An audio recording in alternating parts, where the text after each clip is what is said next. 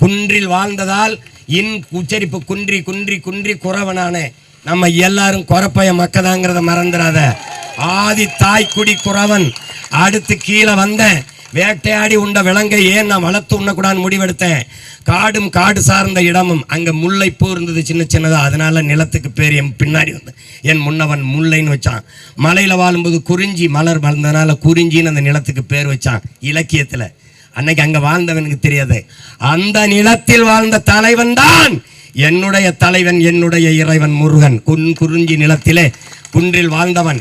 இன் குன்றதால் அவன் குன்றவன். குன்றிருக்கும் இடமெல்லாம் குடிகொண்டவன். அவன் மலைகளில் ஏறி ஏறி ஏறி ஏறி முகிழ்க்கும் தசையிடை அரும்புவதே அழகுங்கிறான். இப்போ நாங்கள்லாம் ஏறி ஜிம்முக்கு போய் என் பாட்டை அங்கேயும் ஏறி முறுக்கேறி நின்னான். அதனால் முருக்கன் முருக்கன் முருக்கன் முருக்கன் முருகன் முருகன் ஆயிடுச்சு. முருகன் என்றாலே அழகு.